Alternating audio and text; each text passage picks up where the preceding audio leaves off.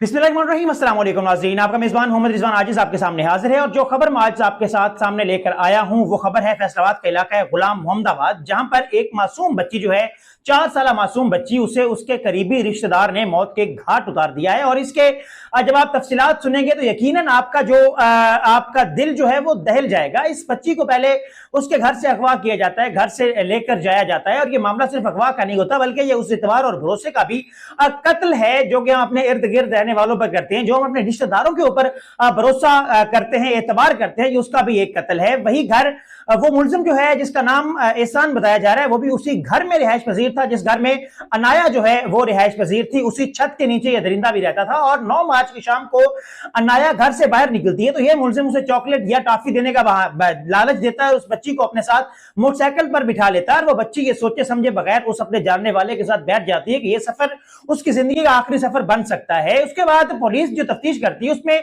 अक्ल को दंग कर देने वाला इंकिशाफ सामने आता है। मुलजिम ये कहता है कि बच्ची या बच्ची के घर वालों में से किसी एक ने उसको गाली निकाली थी और उस गाली का बदला उसने मासूम सी बच्ची को कत्ल करने के बाद लिया है। एहसान ये कहता है कि वो बच्ची को सिद्धूपुरा के वीरान जरई रकबे पर ले गया और वहां पर ले जाकर उसने उस बच्ची को बेईमाना अंदाज में गला घोंट कर कत्ल कर दिया। जब बच्ची गायब हुई तो घर वालों ने पुलिस को इत्तला दी। एसपी लायल गोडाउन मलक आबिद हुसैन जफर और एएसपी गुलबर्ग जो हैं उनकी निगरानी में टीमें तश्कील दी गई और आखिर पर जब सीसीटीवी कैमरास जो हैं इलाके के उनको देखा गया तो उसमें यह इंकिशाफ सामने आया कि घर का भेदी जो है उसी ने लंका ढाई है। फुटेज में वाज़ेह देखा गया कि एहसान बच्ची को अपने साथ लेकर जा रहा है और जब उसे पकड़कर इंटेरोगेशन की गई तो उसने सारा सच जो है वो उगलकर सामने रख दिया और मुलजिम की निशानदही पर ही पुलिस ने 123 जीम बे सिद्धूपुर से बच्ची की नाश जो है उसे बरामद किया गया और पंजाब और फोरेंसिक साइंस के जो माहिरीन हैं वो भी मौके पर पहुंच गए और वहां से शिवायत जो है उनको इकट्ठा करने का सिलसिला जो है वो